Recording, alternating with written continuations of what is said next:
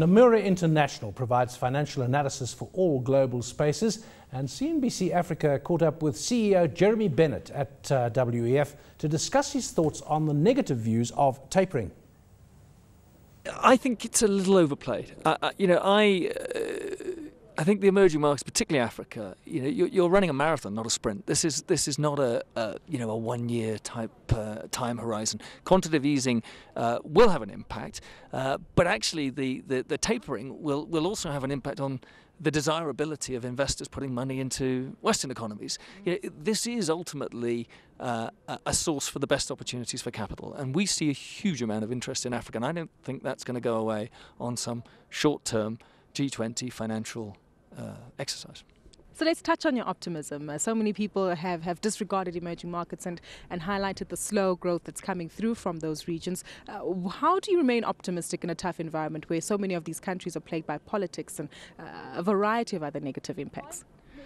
I sort of love I love the sentiment of slow growth. I looked at African economic growth, and you start at sort of 11% and you start working down. That's not slow economic growth. There are some parts of Africa that would be desirous of growing faster, but I don't think Africa's growing slowly. I mean, I see huge opportunity. You look at the Western world and the growth rates that we have. Japan for the last 20 years, Africa is growing, and it's growing fast, and so cause for optimism. I mean, with that many young people, increasingly technologically savvy young people coming through the job market, you've got to be optimistic about Africa. We've also seen several African leaders and leaders from other emerging markets and other economies. What's the reception been like? Clearly, does this send a message that the governments in these emerging economies are taking economic growth very seriously? It is wonderful. I mean, I don't think I've ever seen so many African leaders in one place ever before, and to have them all at an economic forum, all with a lot of people wanting to talk to them, is testament to where we've come. I grew up in Asia.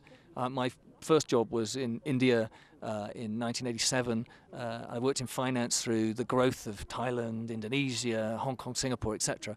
And I feel Africa's at that point. Maybe even past that growth takeoff point. People are just talking about Africa. It seems to be on everyone's lips. And you wander around Davos and people are really, really interested. I hope you got that in your interviews, but I certainly got that. I'm really happy to hear your optimistic view. A lot of people are picking up on the Africa story, even though it is at a slow pace. But maybe coming back to Africa, are there lessons perhaps that we can learn from more developed economies as to how to enhance our economic growth? Surely it is a multi-pronged approach, but there must be basics that we can pick up on. Indeed. Many countries that have grown from the top. You've created very, very wealthy elites. You've created big businesses that concentrated the wealth, and then it's taken quite a long time to trickle down.